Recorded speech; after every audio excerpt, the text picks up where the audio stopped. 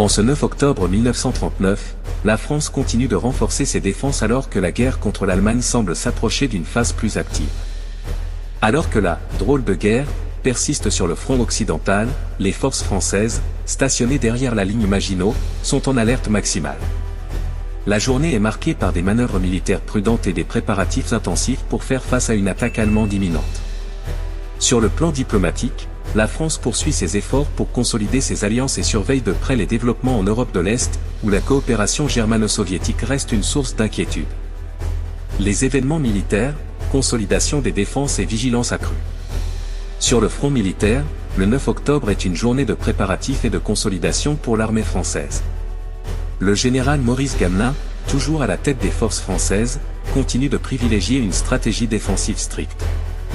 Les troupes, stationnées le long de la ligne Maginot, renforcent leur position et poursuivent les patrouilles régulières le long de la frontière franco-allemande. Environ 2 millions de soldats français sont mobilisés, et chaque jour, des unités effectuent des exercices pour maintenir leur état de préparation. Le 9 octobre, les services de renseignement français rapportent des mouvements de troupes allemandes à proximité de la frontière. Les forces de la Wehrmacht semblent se repositionner après la victoire rapide en Pologne, ce qui laisse craindre qu'une attaque à l'ouest soit imminente. Le haut commandement français observe avec inquiétude ces mouvements, mais aucune attaque n'a lieu ce jour-là. Néanmoins, l'armée française renforce ses patrouilles pour surveiller de plus près l'activité allemande. Dans le ciel, l'aviation française effectue également des missions de reconnaissance, mais les rencontres avec la Luftwaffe restent rares. La modernisation de l'armée de l'air se poursuit, et de nouveaux avions de chasse sont déployés sur les bases aériennes proches du front. Bien que les escarmouches aériennes restent limitées, les pilotes français sont en alerte, conscients que la domination aérienne sera cruciale dans les combats à venir. Diplomatie et géopolitique, surveiller l'Est et consolider les alliances. Sur le plan diplomatique, le 9 octobre est marqué par des échanges entre la France et ses alliés. Le gouvernement d'Édouard Daladier continue de renforcer les relations avec le Royaume-Uni, coordonnant les efforts pour une défense commune contre l'Allemagne. Les discussions se poursuivent avec les diplomates britanniques sur la manière dont les deux nations pourront réagir rapidement en cas d'offensive allemande. L'unité franco-britannique est vue comme un pilier essentiel pour résister à la machine de guerre nazie. Du côté des États-Unis, bien que le pays reste neutre, la France continue de bénéficier du programme Cash and Carry, qui permet aux alliés d'acheter des armes et du matériel militaire américain sans que les États-Unis ne soient impliqués directement dans le conflit.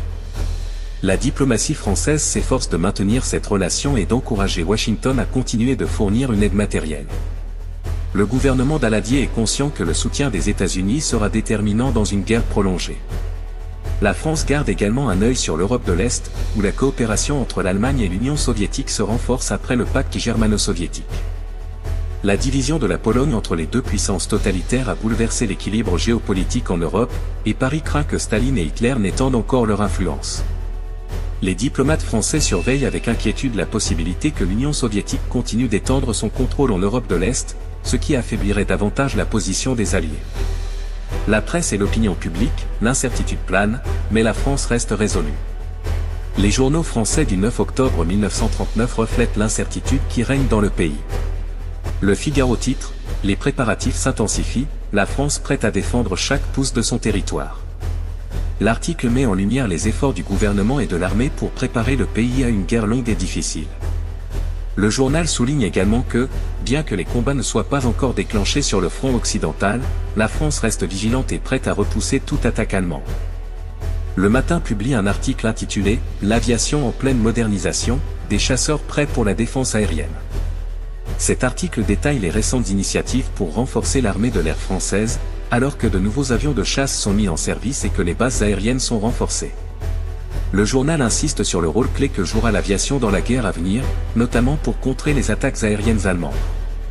L'Humanité, quant à lui, continue de critiquer la stratégie défensive adoptée par Gamelin et Daladier. Le journal communiste appelle à une réponse plus offensive, estimant que la France devrait prendre l'initiative au lieu d'attendre une attaque allemande.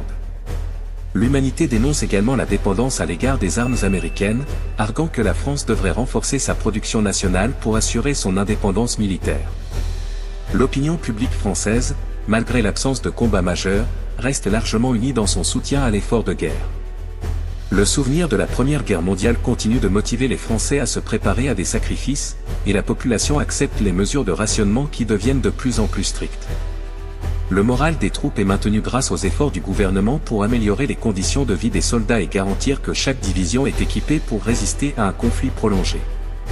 Projection sur l'avenir de la guerre. La journée du 9 octobre 1939 montre une France prête pour un conflit qui semble de plus en plus inévitable. Alors que l'armée allemande semble se repositionner après la campagne de Pologne, la France renforce ses défenses et continue de moderniser ses forces armées en prévision d'une attaque à l'ouest. La stratégie défensive adoptée par Gamelin reste pour l'instant la priorité, mais la pression monte pour que la France se prépare à une éventuelle contre-offensive. Les prochaines semaines seront cruciales pour déterminer comment la guerre se déroulera sur le front occidental. La France, bien que solidement retranchée derrière la ligne Maginot, sait qu'elle devra compter sur ses alliances, notamment avec le Royaume-Uni et les États-Unis, pour maintenir la pression sur l'Allemagne et garantir la sécurité du pays. L'attente d'une offensive allemande continue de peser sur la population, mais la détermination du peuple français à résister reste forte.